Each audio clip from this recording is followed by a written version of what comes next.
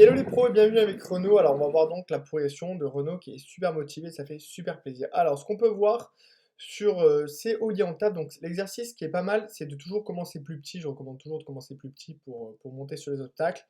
Et comme ça, on se met à l'aise. Donc là, on peut voir, il y a un petit décalage sur la force. Donc, on pourrait déjà commencer à mettre plus de force parce qu'à chaque fois, quand là, il y a un petit décalage, le pied ne colle pas assez, c'est qu'on met tout simplement pas assez de force. D'ailleurs, on peut voir que pareil pour là, il y a aussi un décalage. Donc, ça, c'est juste plus de force. Donc, on va continuer de s'entraîner, faire plus de force.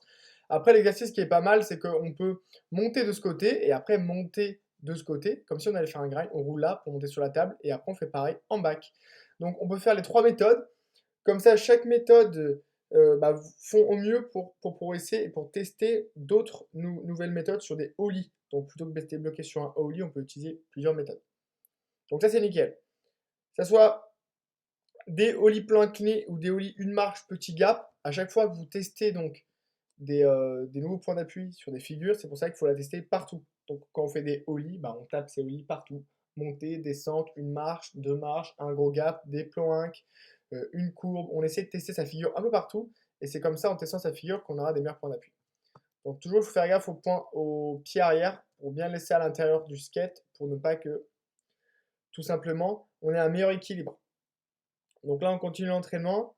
On peut voir la différence sur le premier essai sur la table et ici, il y a plus de force. Donc plus de force, on va voir que là, il n'y a pas de décalage. Le pied, il colle mieux. Donc c'est pour ça qu'il faut optimiser toujours ces ollies sur tous les spots. Comme ça, on aura tout simplement plus de force. Donc ça, c'est vraiment ce qu'il faut noter. Donc là, on est sur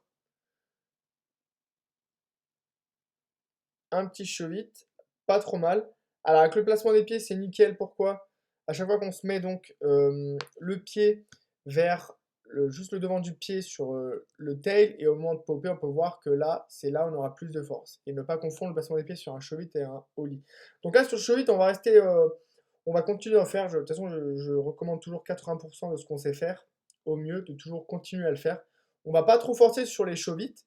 Là, jusqu'au moment de cette vidéo, on est plutôt sur les bons points d'appui, donc on va rester sur les bases, donc les ollies, les chevites, on va continuer d'améliorer les bases. Mais il n'y a pas encore trop de lacunes, il y avait un petit peu de lacunes sur les ollies au début de l'entraînement, mais après ça se corrige avec l'entraînement. Donc là, il n'y a pas trop de lacunes. Donc la flexion, elle est pas mal là sur le chevite, parce que toujours quand on fait une bonne flexion, c'est-à-dire qu'on a une bonne extension, on a toujours plus de force, et là on peut voir toujours, ça monte bien. Ce qu'il faut comprendre quand votre pied dépasse à la plaque, c'est aussi un problème de force. Donc ça, il faut le corriger. Plus de force, on va mieux réussir, tout simplement. Ça, c'est super important de le comprendre. Donc ce qui en est, plus on serre les pieds, moins on a d'équilibre, plus on a de force, plus on écarte les jambes, plus on a d'équilibre, mais moins on a de force. Donc ça aussi, c'est à bien noter et à essayer plusieurs méthodes. Donc là, on peut voir sur les chevites. Donc on va continuer de les entraîner. Pourquoi? Parce que on a quand même un bon équilibre. Donc ça, c'est nickel. Par contre, sur les frontside, le corps il part, mais on part trop de droite pour aller à gauche. Alors il faut faire l'inverse. Il faut partir directement d'ici pour aller ici. Donc il faut faire des diagonales en général. Et là on peut voir que on fait pas trop une diagonale, on part trop vers la droite pour aller vers la gauche. Alors qu'il faut partir directement comme ceci ou comme ceci. Et là on casse le mouvement. Donc c'est pour ça que pareil, le petit pied ne suit pas tant que ça. Donc voilà. Par exemple, pour faire un meilleur front, on pourrait partir d'ici, partir comme ça et faire le frontside sur la droite face à l'écran, on arriverait tout simplement mieux. Donc c'est déjà pas mal. Donc là on peut voir sur cet angle-là, c'est exactement ce que je recommandais. Donc c'est beaucoup mieux, c'est pour ça parce on a plus d'angle, donc plus d'angle, plus d'amplitude. Et surtout on peut voir sur cet essai, le pied a moins tendance à se barrer. Donc c'est pour ça que plus on s'entraîne, mieux c'est.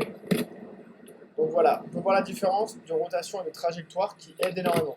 Donc s'il faut comprendre, sur le backside, c'est pareil. Il va falloir faire quasiment la même méthode que sur le frontside pour mettre plus de force. Donc je vais donner des exercices à faire pour mieux comprendre. Ce qui en est sur les courbes, en général, pour s'entraîner, on part toujours d'en bas. Comme ça, on ne monte pas trop. Donc on peut continuer à faire des allers-retours, plein d'allers-retours pour se mettre en confiance dans le skatepark sur les courbes, jusqu'à ce que ça vienne au mieux. Et après, ça va passer. J'ai aussi donné d'autres exercices à faire sur la courbe. Alors moi, ce que je peux conseiller, c'est qu'on va bosser donc le backside maintenant. On va rester focal 80% de ce qu'on sait faire donc sur le show-it. Le show-it, on va refaire 80% de son temps sur des show-it. On va faire beaucoup de ollies un peu partout sur tout le skatepark ou en street. On va énormément. Et ensuite, on va essayer de bosser des nouveaux tricks en courbe. Donc, pour avoir des nouveaux tricks en courbe, c'est tout simplement de l'équilibre. Donc, il faut faire beaucoup de courbes. Donc, 20% du temps, on essaie de le mettre aussi sur la courbe, sur des nouvelles figures. Et ce qui en est aussi, je vais donner des bons exercices à faire sur les backsides, tout simplement, parce que là, on va devoir améliorer les backsides. Donc voilà, avec des bases solides, on n'arriverait pas à un niveau plus adapté si on n'a pas les bases. Donc c'est pour ça qu'on commence avec les bases, des bases solides, et on passe à la suite. Allez, j'envoie toutes les vidéos donc à Renaud, bravo à lui, bonne progression. Pareil pour vous, n'hésitez pas si vous avez des questions, on se retrouve dans les prochaines vidéos ou dans le chat de la formation, ce qui était bien.